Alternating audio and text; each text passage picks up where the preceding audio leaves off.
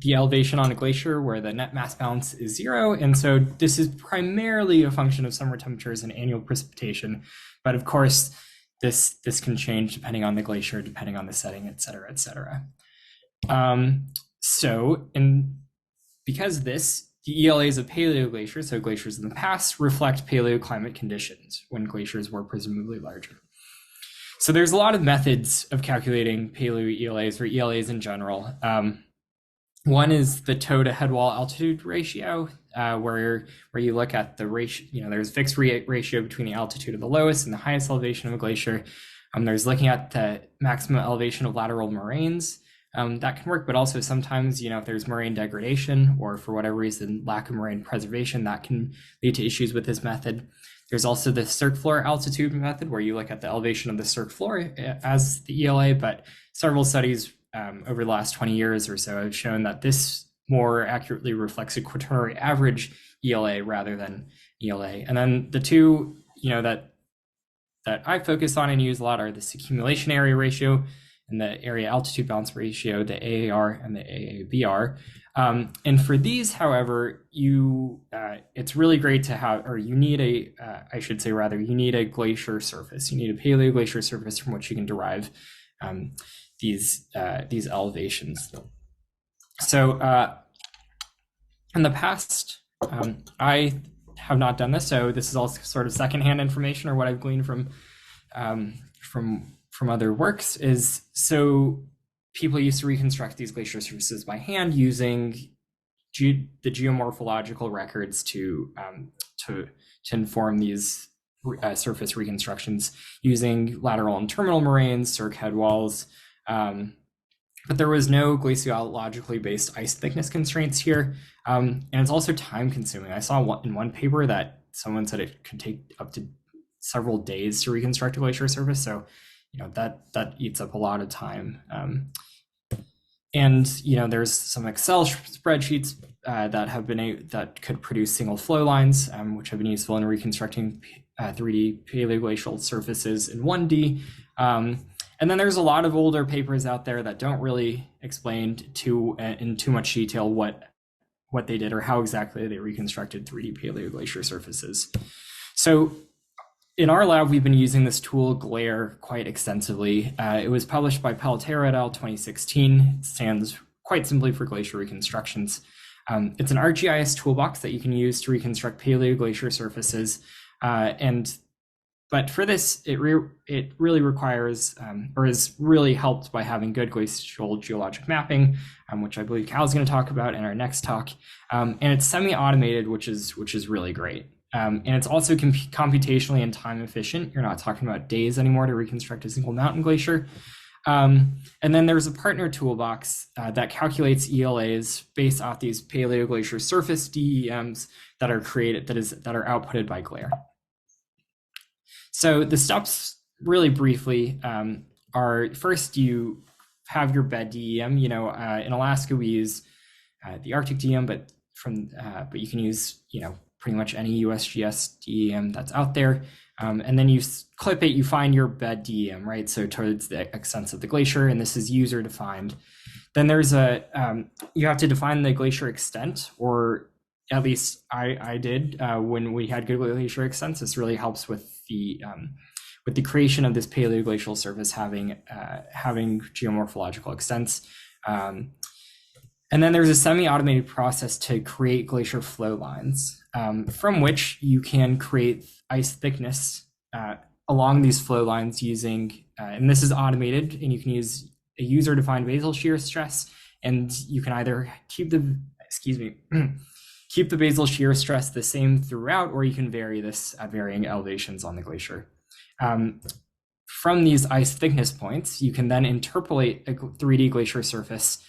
And then based off this, then you can put this into the other toolbox, and then you can automatically calculate AAR and AABR ELA values with user-defined ratios. So I sort of glanced through this, and I meant for this talk just to sort of be a demonstration of what one can do with GLAIR or these other paleoglacier reconstruction tools, and some of the ideas or some of the work I've done, and then also perhaps some of the ideas that this working group could work towards in the future. But so this is just a very basic overview. I'd be happy to talk more in depth about some of these methods in a bit. So the benefits here are that it's semi-automated. So it's also very computationally and time efficient. Again, as I said, we're not talking days anymore. It's, if you're really going quick, you can get down to probably half an hour per glacier, if not quicker. And it runs on ArcGIS 10, which is widely available. And it's pretty easy to learn. I'm no computer whiz by any means, but I was able to learn it. So this is, provides an opportunity for undergraduate students or graduate students to be able to take part in this research relatively easy. And importantly, the benefits of these paleoglacier calculation tools and then allows you to calculate ELAs for a really large geographic area relatively quickly. And so this is really great to investigate synoptic, really large scale ELA trends across various geographic areas. So, for example, I've been working extensively in Alaska, as Ben mentioned.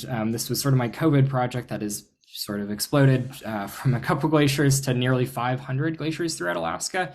And while that sounds like a lot, and it was a lot of work, it really wasn't that much work. So here in panel A, this is from a manuscript that's forthcoming. It's still in we're still working to get it towards publication here.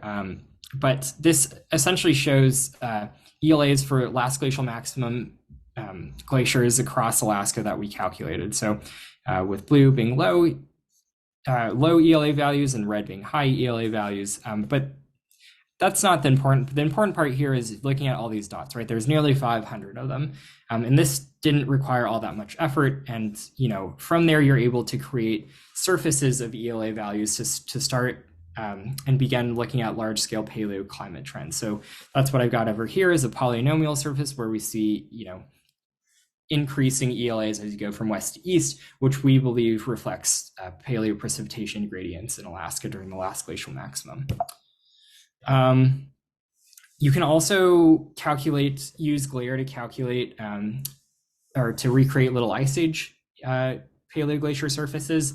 And then again, you can really investigate large scale trends of ELAs. So here again, in yellow, we've got these little ice age ELAs, and in blue, the last glacial maximum ELAs plotted against here longitude with the west here on the left and the east on the right. And then we see a really strong and statistically significant increase in ELAs from the west to the east, again, which we hypothesized for precipitation gradient. But again, if you just look at the number of dots, right, it looks like a lot of data, but it wasn't that hard to generate. But having having these many data allow us to really investigate large-scale paleoclimate trends.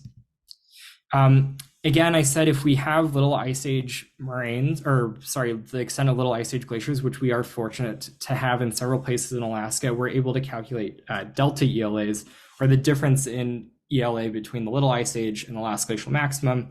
And if we apply modern and dry elapse rates here, then we're sort of getting more of the paleoclimate realm, where we can start to provide a plausible range of temperature depressions during the last glacial maximum. So here in Alaska, these were pretty small. We think they were about between -2 as a minimum and up to a maximum of -3.5 degrees Celsius. But again, highlighting the power of ELAs. But what can you do if you have areas that don't have any little ice age or modern glaciers?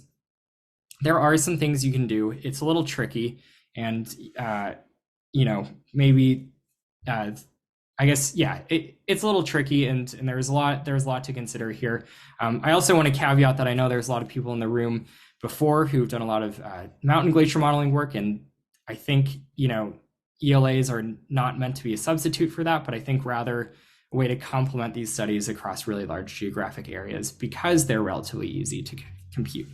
But essentially, there's empirical equations that have been developed where you can calculate what's called like a hypothetical modern ELA. So where an ELA might be in the atmosphere today, and if that's above the current height of the mountains, then of course there's no glaciers there. But you can calculate this based on modern precipitation temperature and solar radiation conditions to calculate, this hypothetical modern ELA somewhere up in the atmosphere in areas where there are no extant glaciers. So as an example here, I've been working with Bruce Schuneman and some of his students, Will and Mana, at the University of Montana Western to do this here. So here are these Paleoglaciers they reconstructed in the Pioneer Mountains.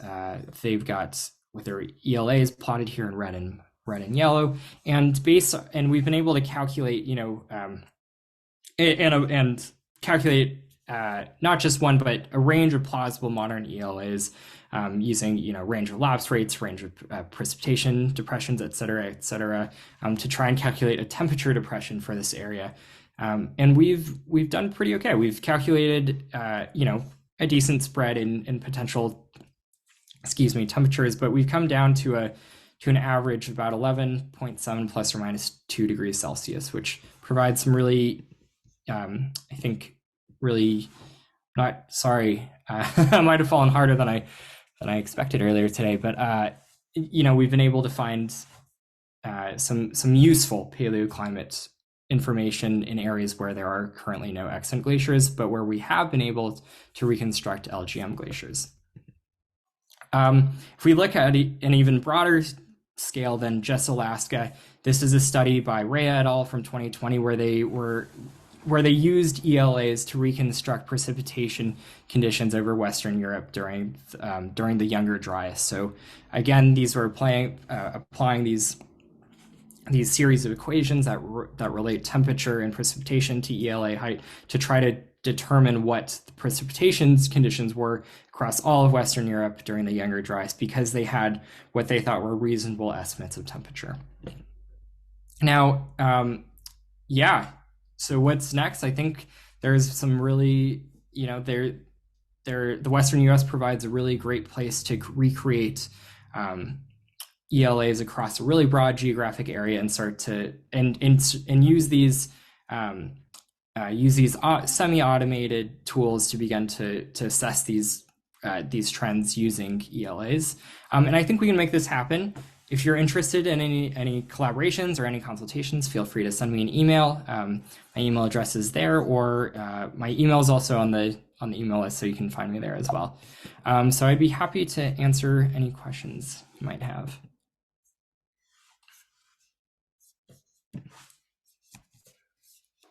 Oh boy, yeah, that was a little quicker than I thought, but that's okay. Yeah, Cal. Yeah, hey, great talk. That's exactly, well, I'm using what you guys are producing for your Pleistocene ELAs, and that's critical data. So what would you say in your work would be a range of ELAs that you see across the conterminous US? Because I've been working with a paper.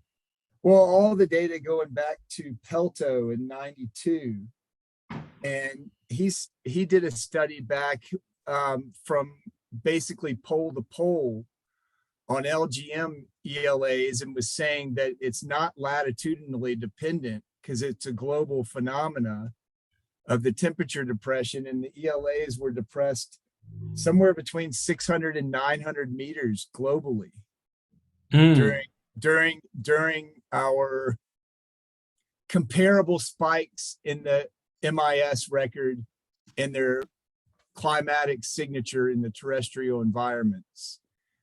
What do you see? I'm just trying to get temperature depressions and ELAs, because those go into, we've got geodetics, we've got all kinds of information on how North America is moving and shifting around, but then this paleoclimate information is key to trying to figure out how these have evolved over millions of years, pre-glacial into glacial environments, which I'll get into. But what is your range that you would say, or even from Alaska to Mexico, what you see? Yeah, that's a great question, and one that I can't really speak to. My work is focused which has just focused in Alaska so far, where we see abnormally small if you compared the canonical global, I think that was that's Porter's 1,000-meter global average ELA depression, we see 350 plus or minus 100 and change in Alaska, so way lower. I don't really have a good answer for the contiguous US, but I think that's something we can try to address in this group, right? If we can start to map these mountain ranges across the Western US and then begin to calculate these ELAs, then we might be able to put a better answer on that. So, and that's a rather unsatisfying answer, I know. No, I'm sure others will. I see Dennis is online. Wind River work. I've been working with your stuff a whole bunch and your recent stuff, or your most recent stuff. But that's just it's a number that's really, I see a lot of variation, but then I see information that comes out that'll kind of sum up all of that and bridle it, and put a bound on it. And I'm just trying to grasp that.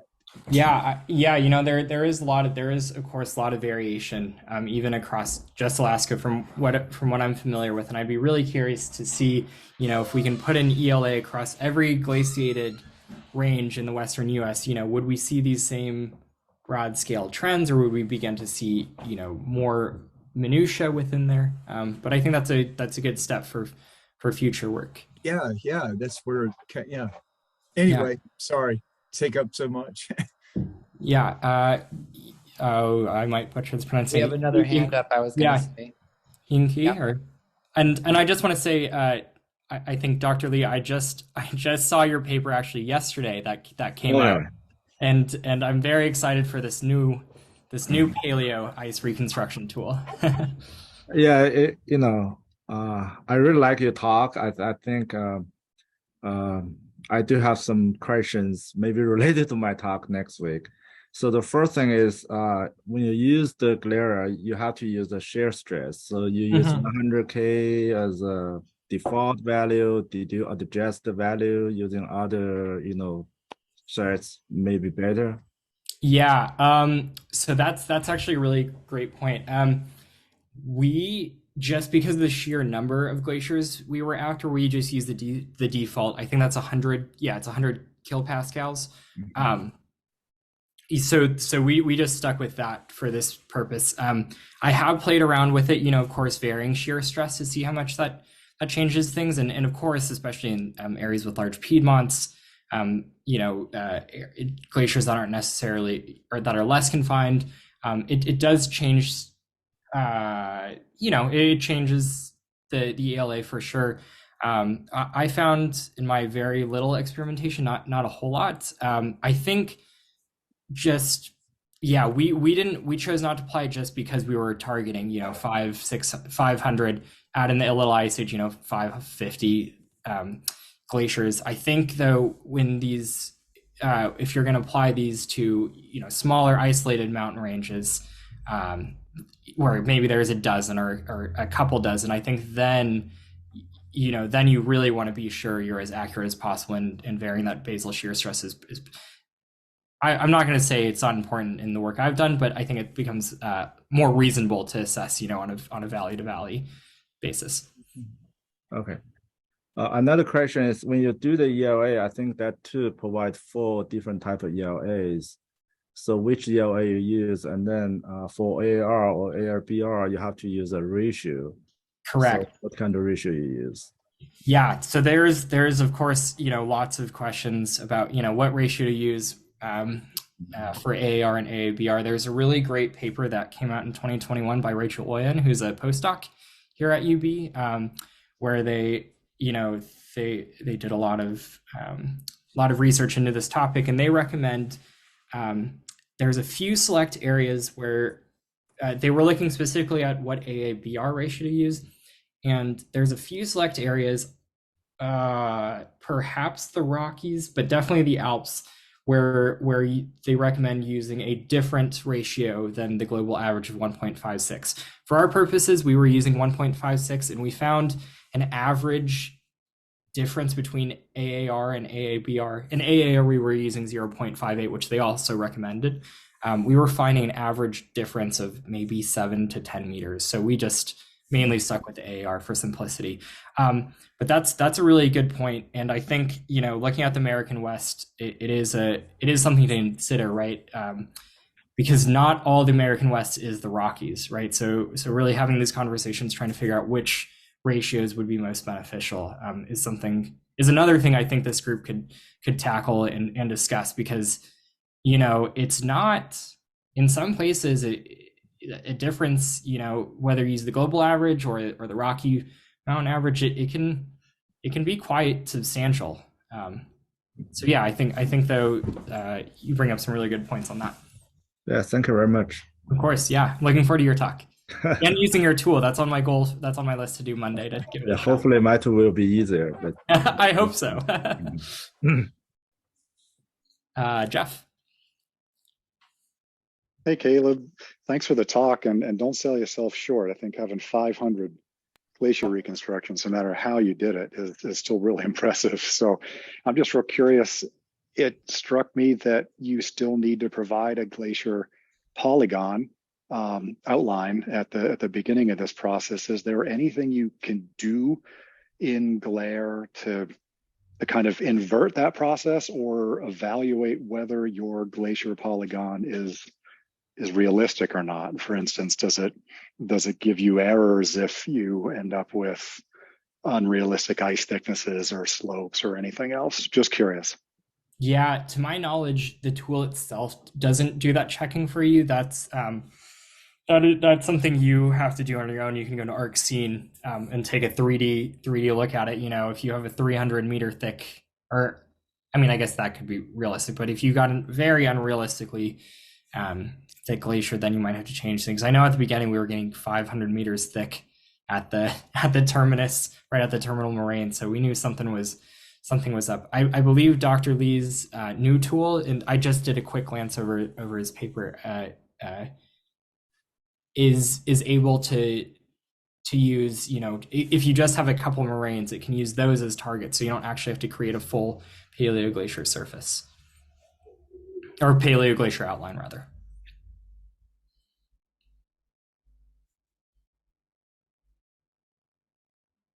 Oh, I was going to ask you really quick. That was interesting that for the Little Ice Age, you were calculating a -3 depression or something like that.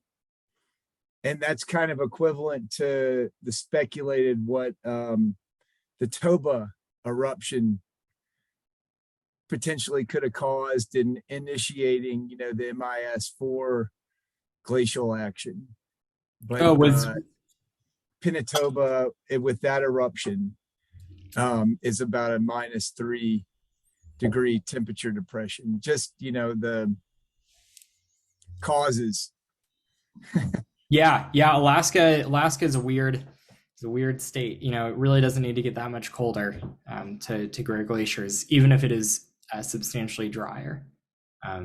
Yeah, I'm curious what we might see here in the Western U.S. if we look across, from Oregon to Montana to further.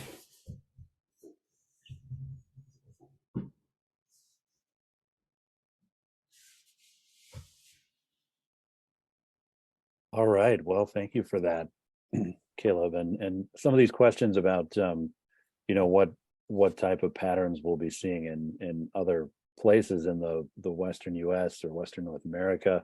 We are going to hear presentations on paleoglaciers from those areas as we go through the series here. So we'll be able to think back and have more discussion as we learn more about these different glaciated regions. So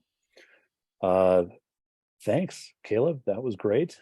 We're going to turn it over to Cal Ruleman next here. I'll just introduce Cal before you share your screen, if that's all right. Cal studied geology at the University of Montana and at Montana State, and has been doing a variety of geologic investigations throughout the Western U.S. and on other continents, studying glacial geology, studying geomorphology and tectonics. Cal works for the USGS in Denver. He's been there since 2007, and he's been working on geologic investigations that span a lot more time than most of us do in our work, from the Archean to the Holocene, and most of his work involving landscape evolution studies. He's done a lot of mapping. He uses a lot of chronological data to support his mapping in various ways.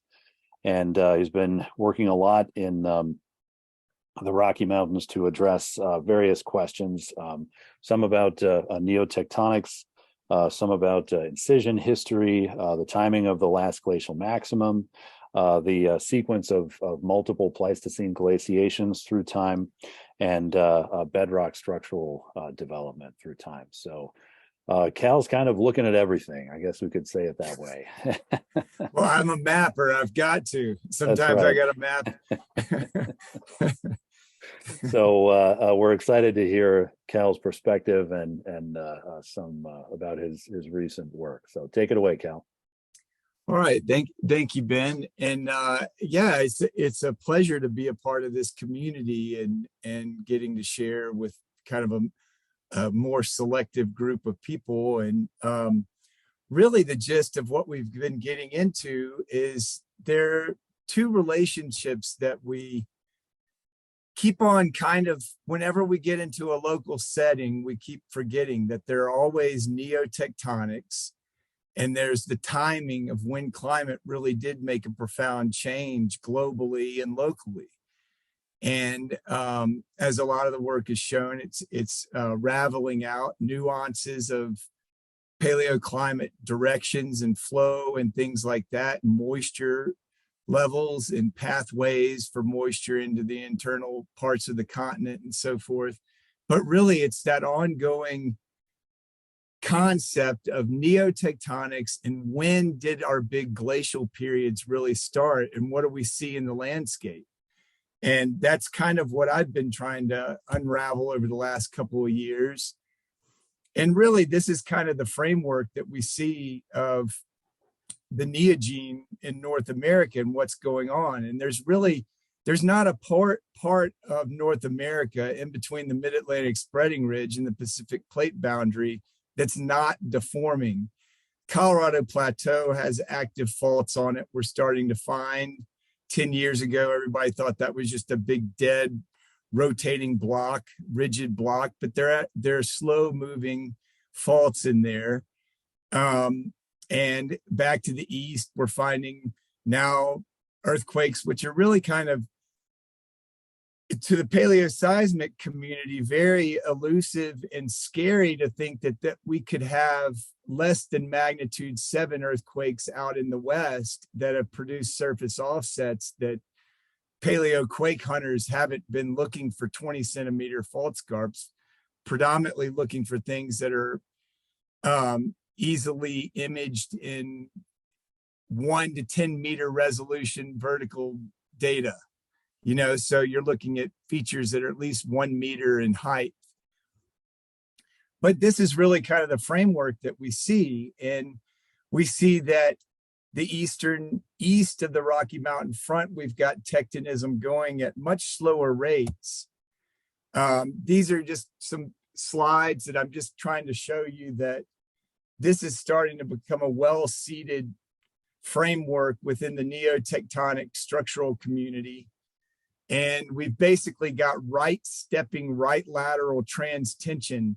You could think of the basin and range as a big pull-apart basin between the Lewis and Clark zone and the Walker Lane Trans-Pecos shear zone. And it's just a big right step in a right lateral system. And these are all normal faults that have displaced orthogonally to the main stress direction, which appropriately they should do. Again, just showing stress, just to seat in your mind that North America is deforming actively all over the place, causing geomorphic relationships to be offset and easily miscorrelated.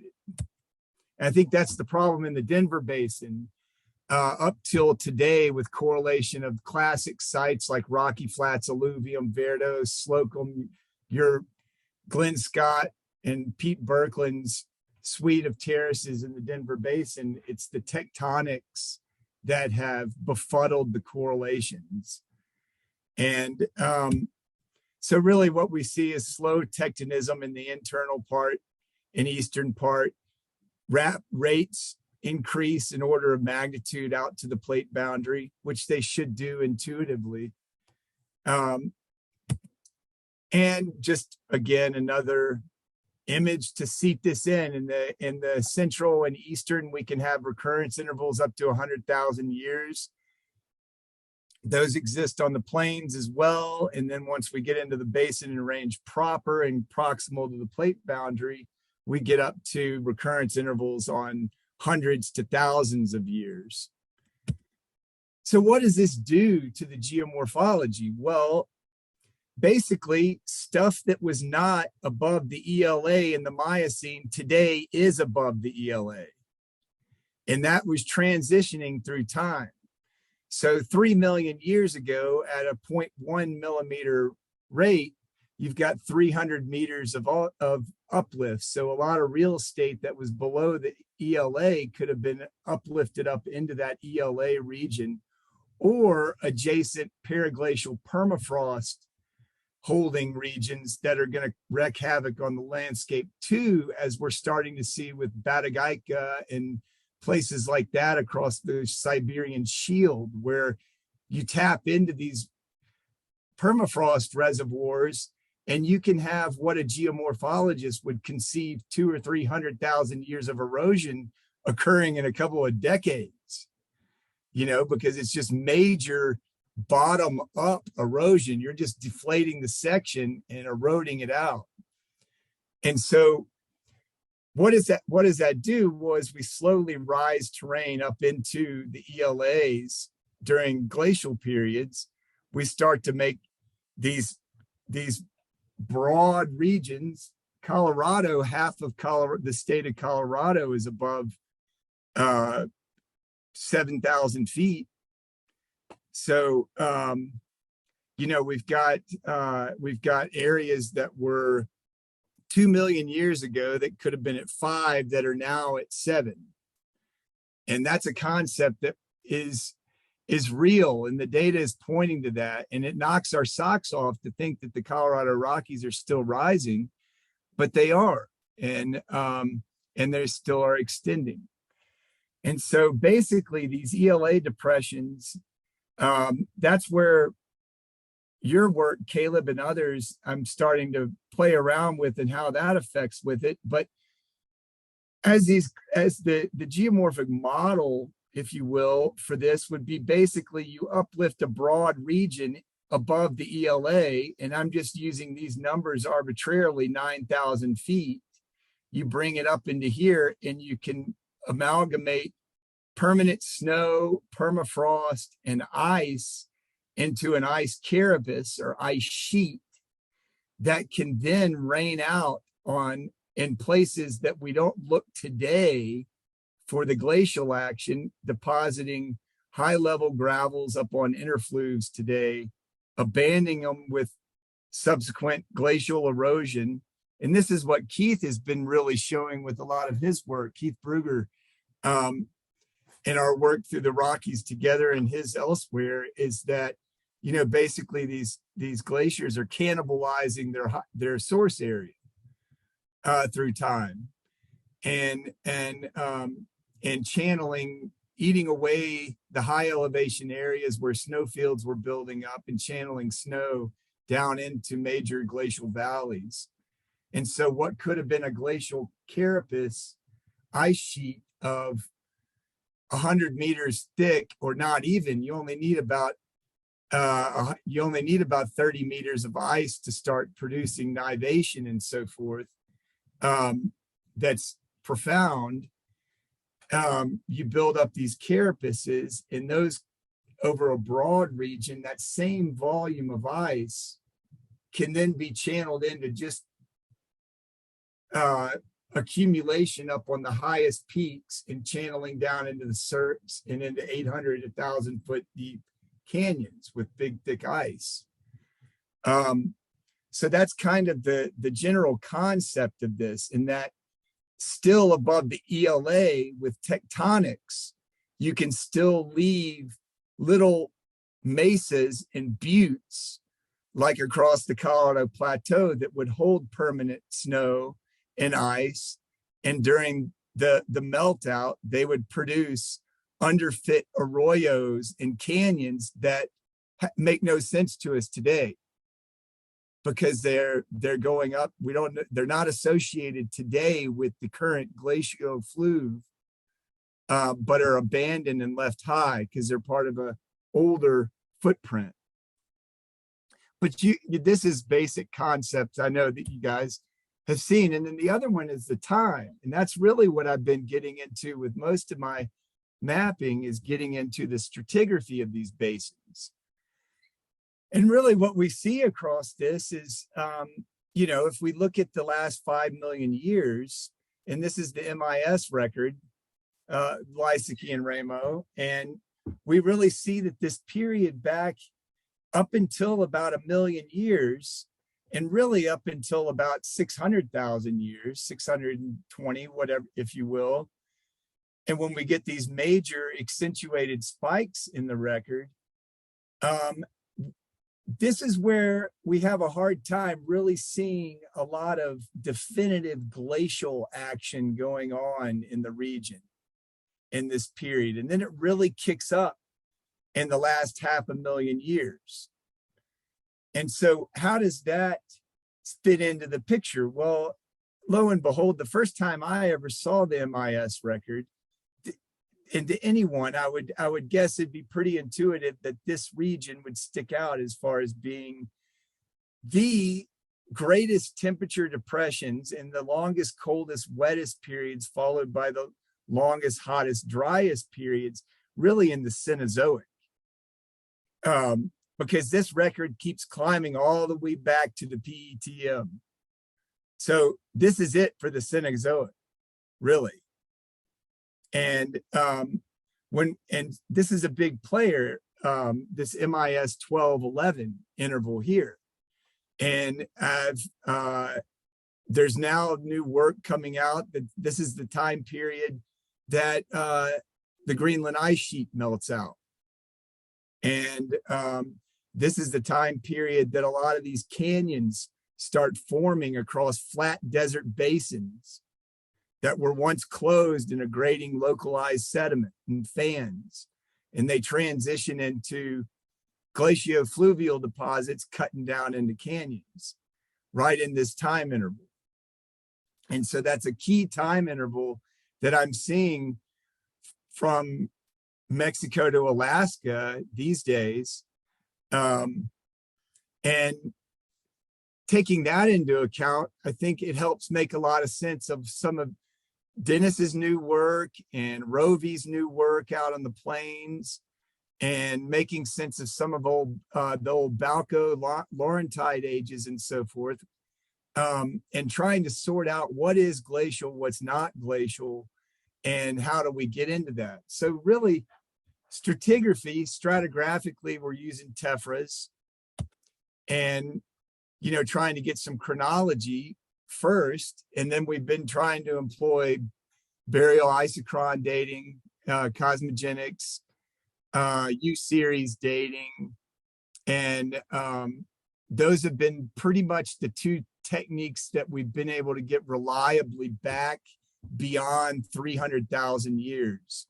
The OSL attempts of spectacular exposures and deposits come out completely devoid of useful information beyond about 250,000 years in my experience. I know that there have been some new ages coming out by Steve Porter and so forth down in Texas that are really interesting for a lot of stuff really starting to happen coming out in between 300 and 500,000 years. And maybe that has to do with the lithologies that these sediments are coming out of or something, but I haven't had any success with the OSL, mainly U-series and cosmogenic burial dating. And that's something that I really am needing consultation from a collection of people, because I've been working with a collection of people over the last 10 years. And I think that our data sets are still need awareness and scrutiny.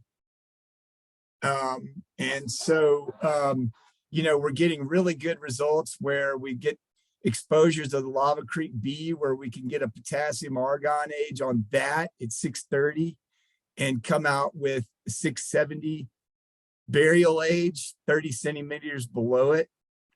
Yeah, that's pretty tight. So our chronologies are coming through, but we're targeting all of these basin fill deposits that predate these coarse grain deposits. Here you can see a section. This is over south of Salida on Poncha Pass. We've got basically kind of low energy fluvial and alluvial deposits capped by glaciofluvial deposits and debris flows. And then here's a shot of the famous divide gravel that we're working on currently to correlate with our Central City gravel. And you can see that these gravels up here, it's to a glacial geomorphologist, this is not inconceivable at all that ice from Pikes Peak right there could lay down gravels over here. That's not, that's completely, but the old timers wanted to call this stuff Miocene. And we're starting to come out with early to middle Pleistocene ages, really. And that's another question that I've got for everybody with some of the chronologies that we're getting as far as site specific burial ages versus doing an isochron, where in a section, something like this, where we get a suite of ages that ranged from about 500,000 years to 1.5 million years. But then the chronology has to be based on the technique. The isochron makes it a 2 million year old deposit. So things like that I don't really understand. And that's where I need help from this community in unraveling how to sort these data sets.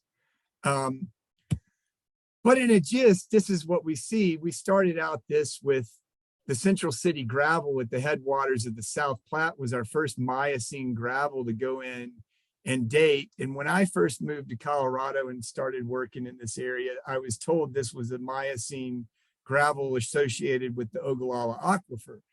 And you turn your head to the west and you're at 9,000 feet standing on a boulder diamicton that has a silty clay matrix and striated boulders. And I'll show some pictures of that and everything.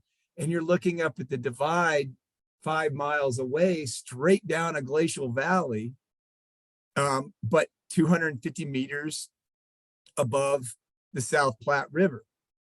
And so that 1,000 feet had thrown off a lot of the old timers in trying to make these types of correlations. But now we know that with glaciofluvial incision, we've got like about 0.5 millimeter per year. And you can do 250 meters of incision in 500,000 years with those kind of rates. And so following suit with that, Central City gravel being right here, basically these are all the locations that we've been starting to target to try to get when this ice built out and when it sent material over previously different geomorphic settings. And this is the state of Colorado, Front Range, Saguache over here, San Juan, Sangre de Cristo, and Keith's doing some work down in here. And Eric Leonard has a great new paper out on that area with temperature depressions. And it seems like things are starting to be more, various workers are starting to get similar results, which is good for temperature depressions and modeling and trying to get this. But this is basically showing the LGM captured ice versus where the first major glaciation would have impacted. And this is not saying that we had a huge ice sheet over this whole region, but it's showing that all of this region was susceptible to permafrost, ice accumulation, and thus ice reservoirs retained in developing and building ice reservoirs that will melt out and create canyon cutters.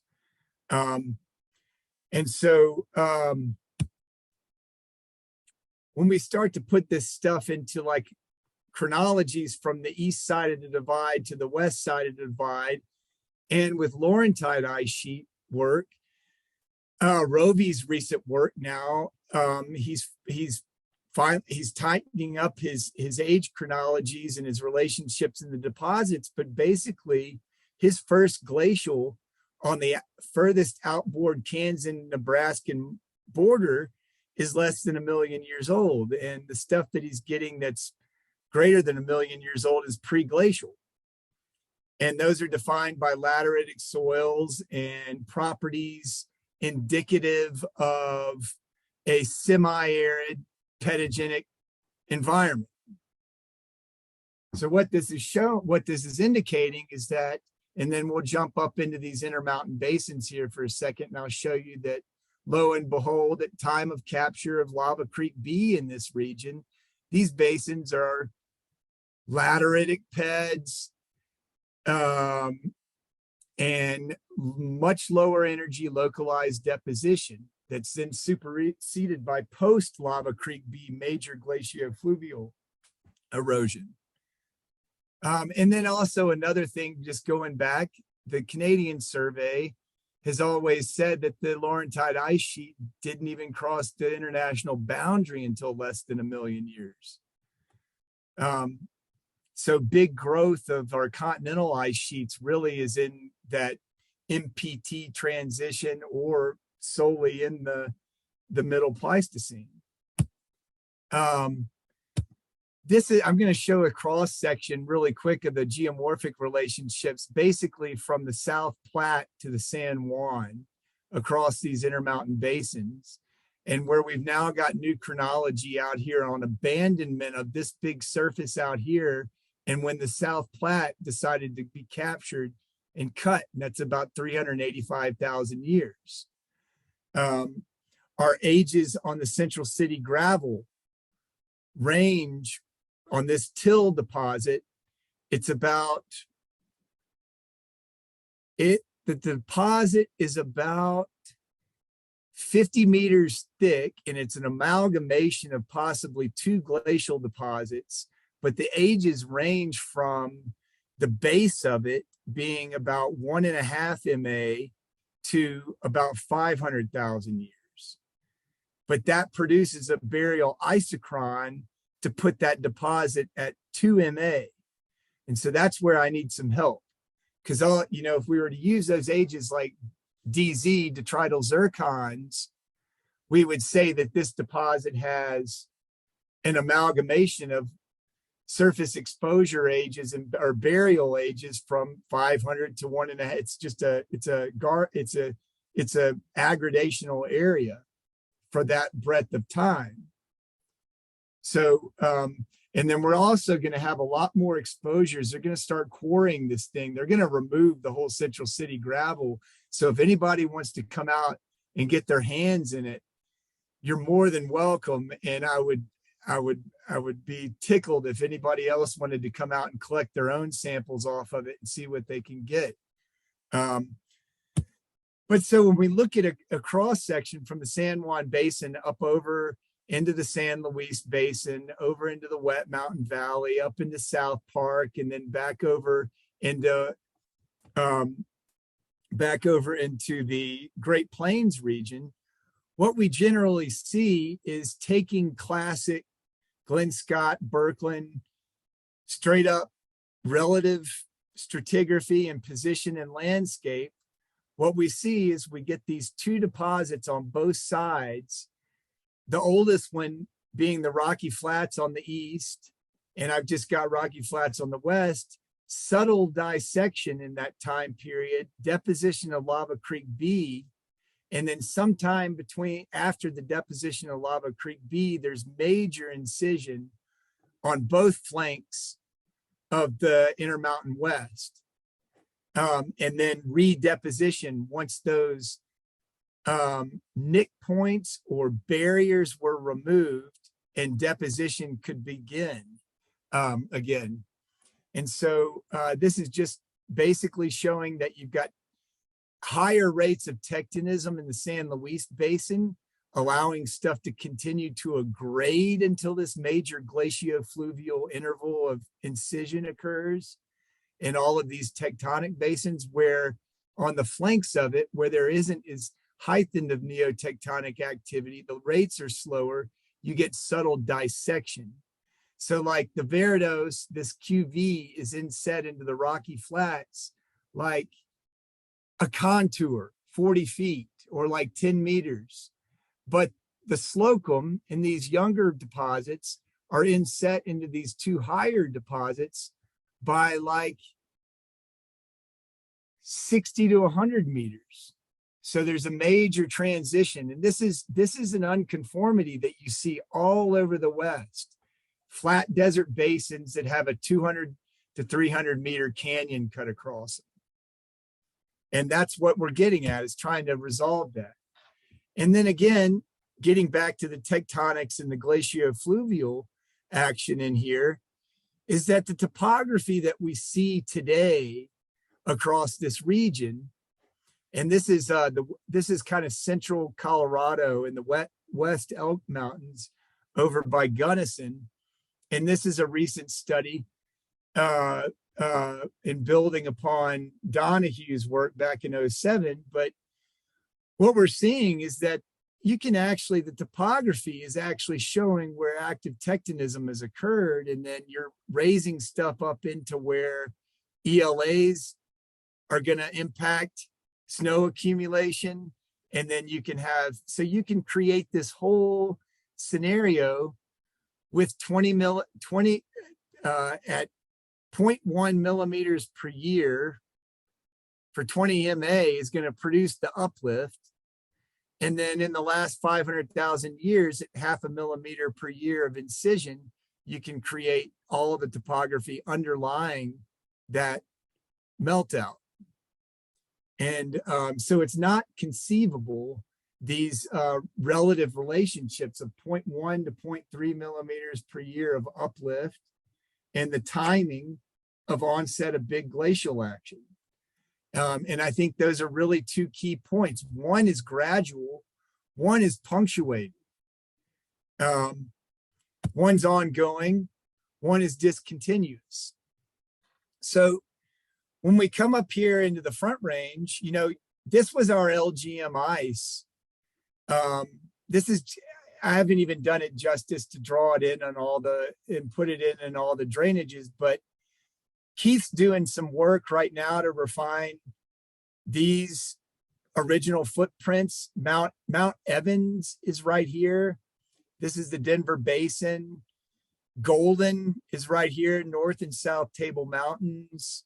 If you're familiar with Denver, this would be the I-70 corridor coming up and going up into the mountains this way. Central City gravel is up on this big interfluve right here. But what we're starting to find is that these boulder deposits are actually mantling this whole surface out here. And it's basically this, the ice that's emanating from the divide up in this country before it's channeled, before it was channeled into 1,000-foot deep canyons and before a lot of this topography was created, that ice could have merged out to this level in the landscape. And it's about 8,000 feet in elevation above sea level.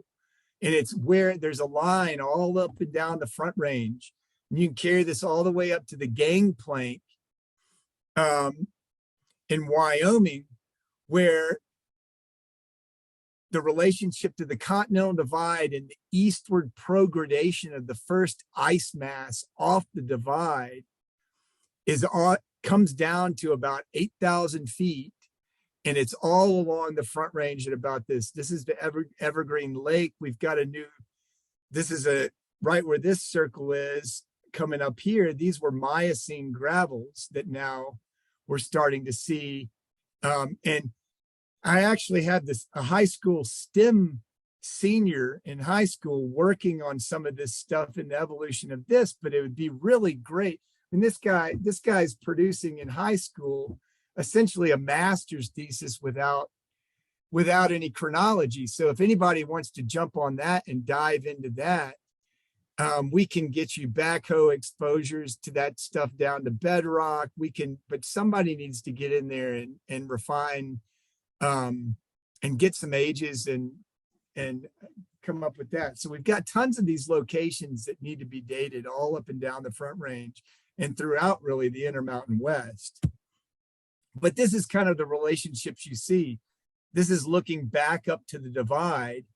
And this is the first hill you come up over. Once you climb up out of the Denver Basin, you drop into another Neogene basin between Floyd Hill and the Continental Divide. And there are Neogene faults coming through here that depressed this region and allowed aggradation in here before complete erosion of the tectonic barrier and progradation out of this little basin, out into the Denver Basin and cutting into the plains. Here's Cal? our deposit. Yes. Cal, I'm sorry. I don't mean to interrupt. I noticed that we just passed the end of the hour and we're losing a couple people from the Zoom. Sure. So can I'll we just get wrap into it up here in a second. discussion in a minute? Okay, thanks. Yeah. So pretty much this is what all of these deposits look like in a nutshell. This is kind of the poster child, but they all have this kind of characteristic. And then I'll just leave you with, we're showing the relationships with this, with Rocky Flats, incision of these canyons, incision of the Denver Basin through time. And this is really, and you can really go down any valley and see this stuff. But this is the slide I'll leave you with, this one. And this is kind of where we are at with, and I've got Dennis Dom's work on here as well. And Dennis, I've been following your work closely since the 90s, and it's great what you've been unraveling up there and sorting it with the Wind River glaciations has been extremely helpful. But this is kind of the summary of when we see this timing of major climatic tectonic threshold change and unconformities forming. And this all alludes to and points to MIS 1211 interval in time for the big crux. And then I'll just leave it with that. And I was in a 2-hour-long presentation on this earlier, so I'm sorry I'm using the same slideshow. Yeah, so I got off on the tectonics a little bit too much, but these relationships really are broad, regional. You take it out to the Colorado. I was in touch earlier this morning with Tom Hanks, retired Menlo Park geologist who has excellent data out across this region that the new heavyweights neglect to even use or go look at his sites, and it would resolve all the problems out there. So we're going to be going back out there to Navajo Nation lands and sampling some of these places this next year. But really the point of our whole collective consortium here and us sharing this information is just to get us pulled into where we're at in our understanding and try to get into some cohesive, unified understanding. That's what we all want, really. And yeah, so I'll just open it up to any questions at that. And I'm here indefinitely.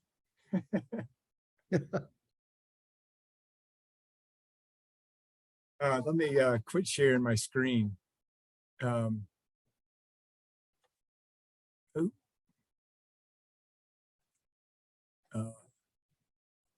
we go.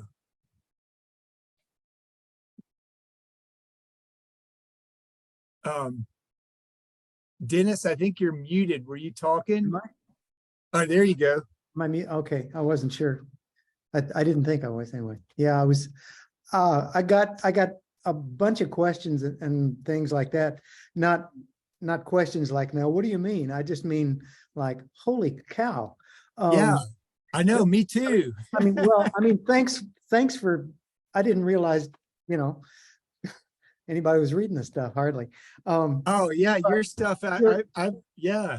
your idea about the stuff coming down at high elevation, your levels at what would you put? Would you have about 7550, 8,000, 7550?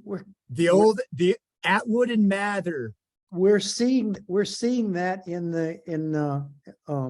Wyoming now. I mean, yep. It's been there. I know you are. we've been sampling some boulders. We've got the stuff we reported at Table Mountain. That's Table Mountain is over 700 feet above the local stream station, and Dave Love always called that whatever it was, Miocene or whatever. Exactly. Yeah. Right. Boulder conglomerate. Right. And so we've got that, but we've got some more. We're sampling some more boulders on some of those other high surfaces, and those surfaces are the same elevation, and there's boulders on the darn things, and they're all about 75 or something like that.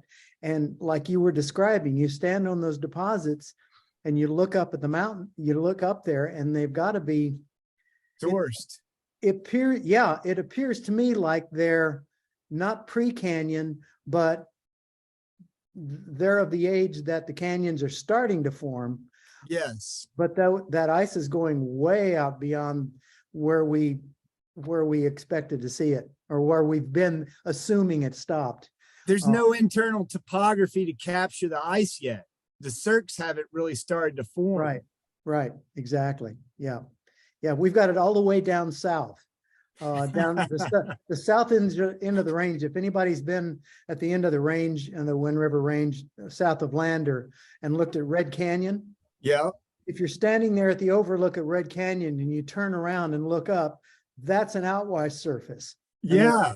And there are boulders on that thing. Yeah. And it goes out another 3 miles out, or further, possibly the Cottonwood Divide area. And so I've been thinking about what to do with this stuff next. So Cal, I want to talk to you in some detail. Yeah. And you know what? I mean, I really attribute this to, I learned about all this stuff really from Ken Pierce. Back in, we spent a lot of time back in the 90s and stuff together, and kind of building upon he and Lisa's work, but we were playing the tectonic and the glacial game, and you can't get any of these relationships without the neotectonics, and you're not going to understand the relationships without them. There's a new paper. Well, there's an old paper that has been overlooked since 1989 that now we're going back to re-excite and resample, saying that the Wind Rivers have substantial post-Oligocene uplift. Still at large, the greater community thinks that the Wind Rivers and most of the Rocky Mountains are really kind of dead.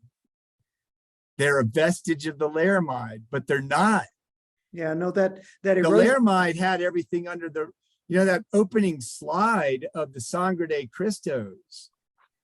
The Wet Mountain San Luis Basin was one basin until about 2 to 3 MA.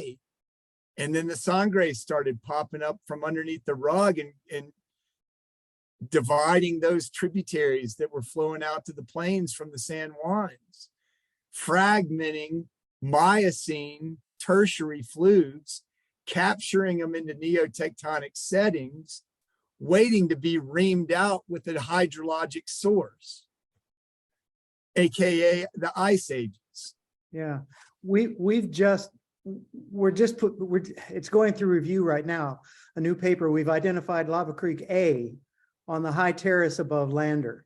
Very good. it's basically just two new localities of that ash that was destroyed earlier, and nobody knew. So we just found some more of it, and we dated it. And yep, and we think it's Lava Creek A.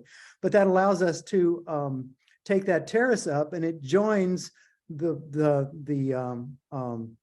terminus of where I mapped the terminus of the Sacagawea Ridge. Beautiful.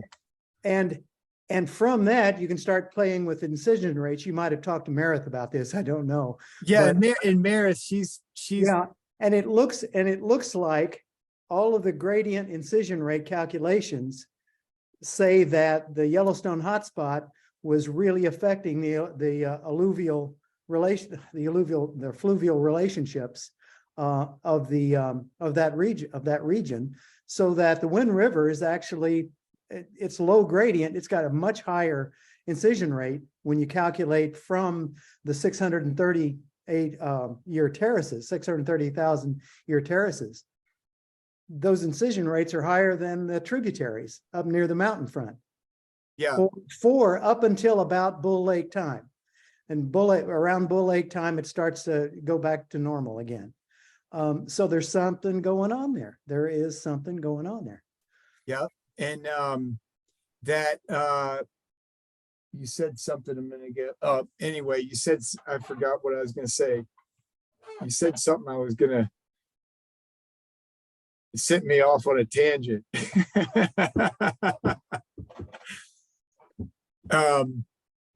I think But you know, Leif- this is in Keith's been able to see this stuff over, you know, the Saguache Range around Mount Massive and Elbert, and that area is a nice place to see this. Anyway, this is really just kind of, I wanted the community to kind of see how I could possibly contribute to the group, and what I'm working on, and you guys I know can help me out a lot.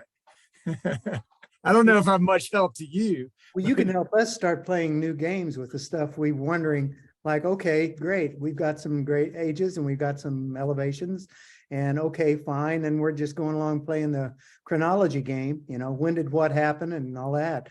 And your ideas are helping, giving us some, you know, some reason, some reason Well, to live.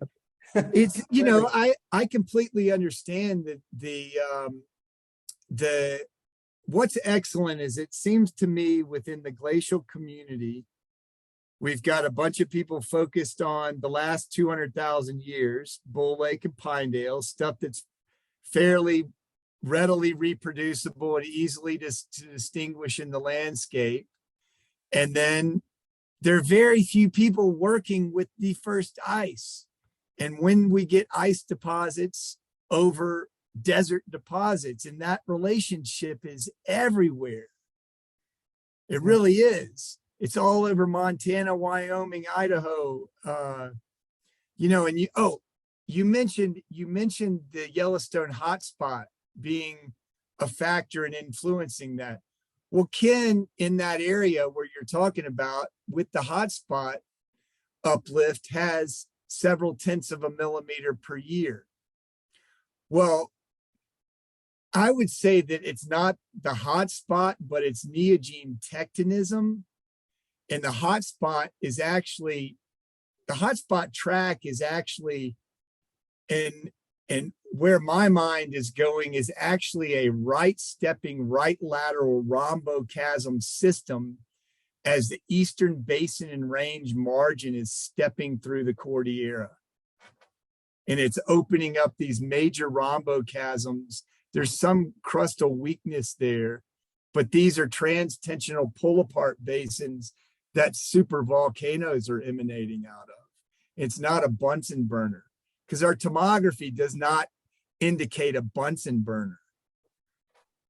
Caroline, so- I'm going to interject here and say I would love to talk to you more about the hotspot, but I personally can't stay on the line for much longer here. And I also noticed that Leif had his hand up earlier, potentially with a question. Just wanted to. Please. I'm in no hurry. So. Yeah. I mean, I was just going to ask, and I think, folks should just head out if they need to go. I was going to ask about the glacial buzzsaw, right? This idea that the ELA or like glacial erosion is sort of limiting the height of mountains in the Western U.S. I was wondering, you see evidence for that? That might be something if we're going to create paleoglacier outlines, it might be valuable. It could be a good ultimate result that would link some long-term landscape evolution, potentially tectonics. So what, can you ask that again or state that again? What were you saying? What is what we need? The ELA or? Yeah, well, if you want to do a study about the glacial buzzsaw, you need to have the long-term quaternary ELA. Yeah, exactly. Right. I mean, that's critical, especially what the ELA is during, really in my perspective, what I'm thinking of is that in our major middle Pleistocene glacials, signatures in the marine record, 16, 12, 10, 6, and 2, 8 doesn't really have much of a signal, barely crosses over the interglacial transition line. And so those, there you have it, are your classic geomorphic relationship, 3 pre-Bull Lake, and Pinedale that you see commonly around the West, 16, 12, 10, 6, and 2. And 8 is a major erosive interval because ice doesn't get big, but it accumulates in the high country, but there's not the moisture to get big ice as indicated in the marine record.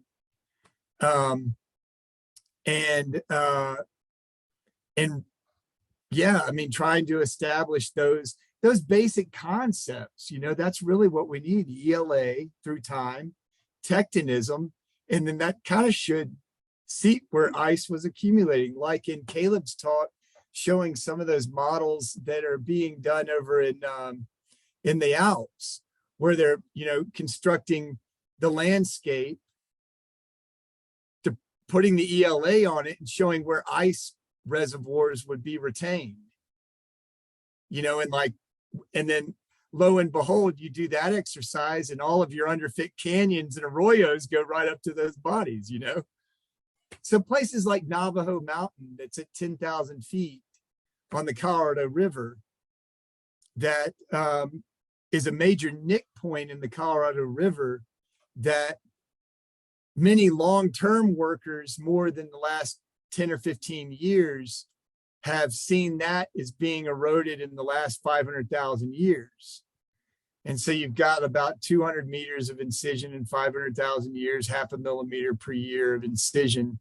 And it's basically tapping over that allowed headward incision up into all the tributaries and up into Colorado. But this 500,000 year age has been resonating through the literature since the 50s, and the 500,000 year age really, I think, is 490 with the onset of MIS 12 and 11. But that's for us to kind of sort out and refine, tighten up. But yeah, so I'm just that's kind of where I'm at, is trying to figure out tectonism and what that's doing to the landscape. And then, as you're saying, if we could put ELAs on that, then that should make a footprint of where ice should be. Like places like South Park, Colorado, that's a basin at 11,000 feet. And it's a total bedrock basin. There's very little gravel in that basin. It's because it was underneath complete snowpack and it was just erosive. And you don't really have many gravels deposited in the Pleistocene until the last 200,000 years. But you've got a lot of benches above those gravels that are strats, and everybody still wants to say that basin was exhumed in the Miocene. So just a lot of things to toss out there and start the conversation, really. And by no means, this is just kind of what I'm putting together. You know, it's a lot.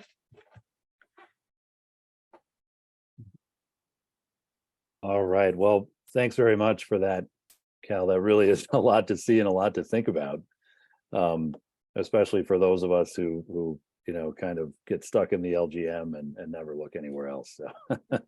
Well, thank you for doing that, because you're tightening that up so we can use those relationships, and apply to big MIS signaled glacial intervals, Yeah. Ben, I would say we're not stuck, we're frozen in the LGM, right? Right? Anyway, thanks everyone. Really nice, good idea. Look forward to the next talks. Yeah. You guys, Yeah. Ben, this started off even stronger than I had hoped. But obviously we talked about my stuff a lot. So okay, yeah. Well, I would also comment that I think Cal has me doing more stuff than I'm aware of. So Yeah, there you go. Yeah, exactly. No, Keith, you're awesome, man. Yeah. all right. You're snowed in too right now, aren't you?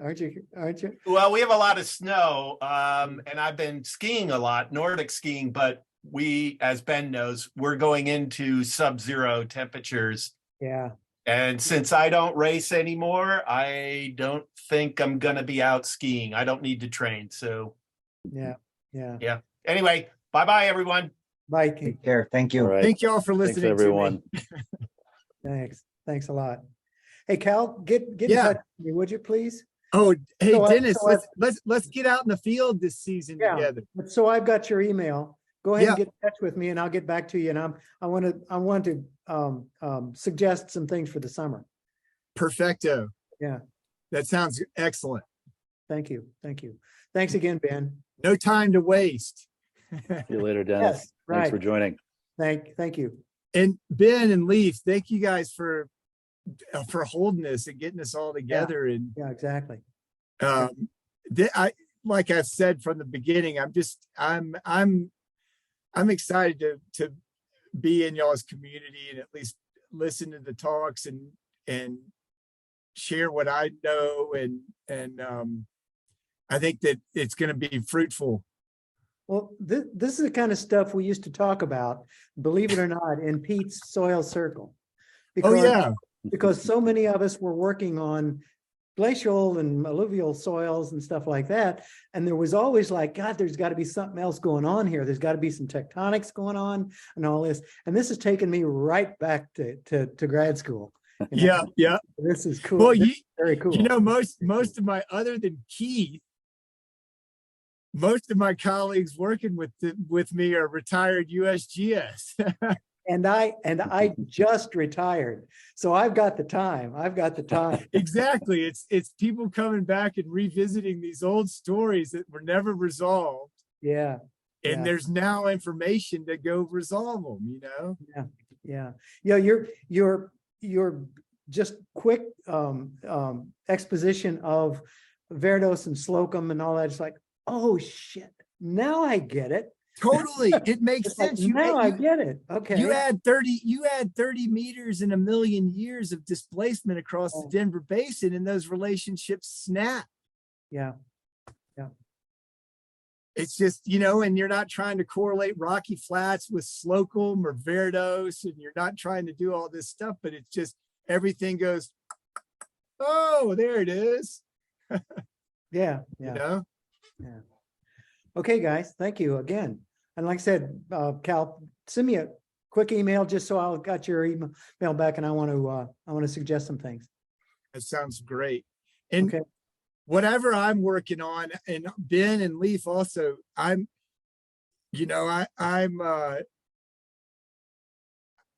couldn't be more, I wouldn't be more excited if more and more people wanted to, get into, we're all working on this together, but just let's try to tackle some of these older problems, Yeah. And try to get some students interested in them. They're really difficult problems. they're not routine, they're elusive, and they're, you know, it takes some thinking and coming at from various approach, you know, multiple approaches, and to try to get some true definition of what's going on, you know. But I really think our community and the analytical tools that we have and the brain power that's within our community these days, I mean, we can solve these problems.